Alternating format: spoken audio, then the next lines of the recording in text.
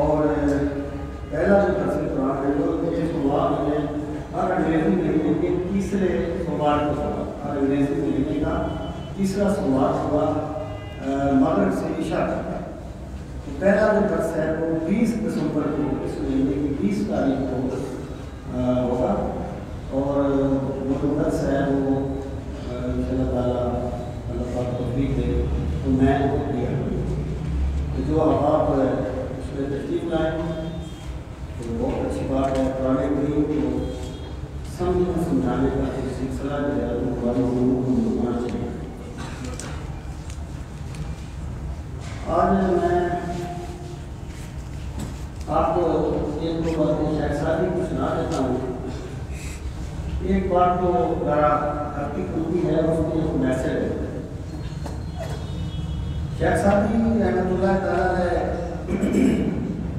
شیراز کے رہنے والے سے نام کا کیا ہے کہ کسی دوسرے علاقے کا کوئی بندہ ان کا بہت زیادہ من تھا تو شیخ صاحب بھی اس کے ابھی اس علاقے میں گئے تو اس بندے نے بھی بلایا اور دعوت کی.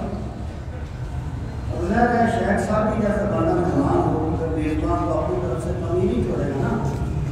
اس نے جو کچھ وہ کر سکتا تھا میزبانی وہ کی.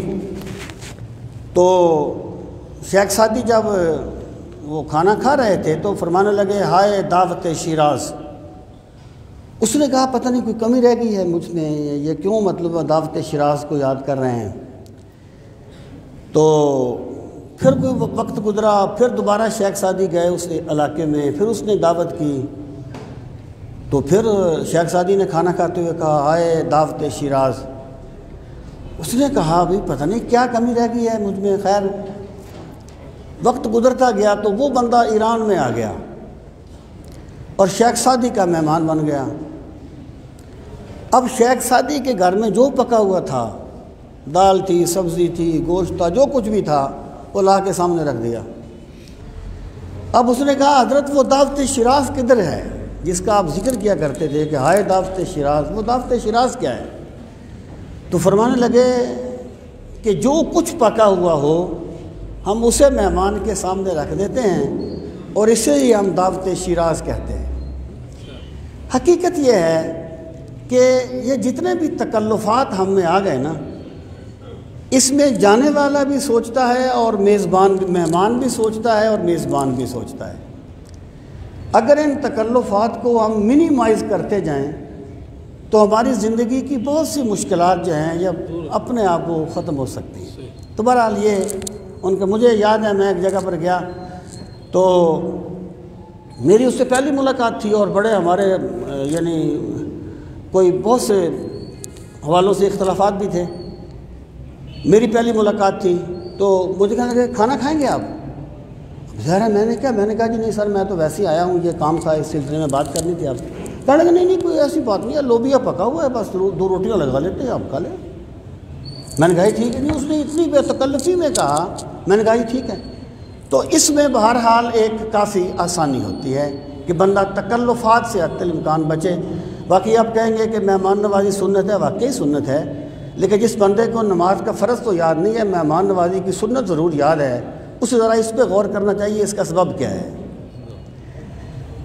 دوسری بات یہ کہ حضرت شاہ ولی اللہ محدث دہلوی کے جو والد گرامی تھے شاہ عبدالرحیم, وہ فرماتے ہیں کہ ایک مرتبہ میں مدرسے سے پڑھ کے آیا اور میں ایک ربائی پڑھ رہا تھا شیخ سادی کی, جس کا آخری مصرع تھا کہ علم کے راہ حق نہ نمایت جہالت است, کہ وہ علم جو حق کا راستہ نہیں دکھاتا وہ جہالت ہے. یعنی ہوتا ہے نا کہ بندہ پڑھ تو بہت گیا ہے لیکن اس کا نتیجہ الٹ نکلا ہے. جیسے کوئی بندہ جو ہے وہ اپنے یہ وہ کہے کہ میں بہت پڑھا ہوا ہوں, پھر وہ کہے کہ جی داتا صاحب سرکار کے گستاخ تھے استغفر اللہ, تو ایسے علم کا کیا فائدہ ہے؟ علم کے راہ حق نہ نمایت جہالت. فرماتے ہیں مجھے چوتھا مصرع بھول گیا. 3 مصرے میں نے پڑھ لیے, چوتھا مجھے بھول گیا. اب جو بندے شعری ذوق رکھتے ہیں وہ جانتے ہیں کہ جب بندے کو مصرع بھول جائے تو اس پہ کیا بیتتی ہے. وہ پتہ نہیں کیا سوچتا ہے, ایک ٹینشن میں ایک اضطراب میں مبتلا ہو جاتا ہے. کہتے ہیں میری بھی ایک نا بڑی عجیب سی کیفیت بن گئی اور ایک بے سکونی سی مجھے محسوس ہو رہی تھی. 3 مصرے پڑھتا، چوتھا مجھے آتا نہیں تھا. کہتے ہیں یکدم میرے سامنے نا ایک بزرگ ظاہر ہوئے، سفید لباس انہوں نے پہنا ہوا، تو فرمانے لگے کہ علم کے راہ حق نہ نمایت جہالت است. یعنی وہ چوتھا مصرع پڑھ دیا تو میری پریشانی دور ہو گئی، مجھے مصرع یاد آ گیا.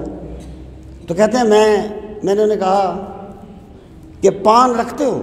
یہ پان میں نے انہیں پیش کیا، وہ پان. تو وہ کہتے ہیں نہیں میں پان استعمال نہیں کرتا. تو میں نے کہا کیوں، اس میں کوئی شرعی قباحت ہے؟ کہنے لگے نہیں بس میری عادت نہیں ہے. جب وہ جانے لگے تو میں نے کہا حضرت اپنا نام تو بتا دیں، کبھی آپ کو دعاؤں میں یاد رکھوں گا، آپ کے لیے صالح ثواب کروں گا. تو کہنے لگے فقیر کو شیخ سعدی کہتے ہیں، یہ شان ہے ان کے غلاموں کی، سرکار کا عالم کیا ہوگا. وما علینا الا البلاغ.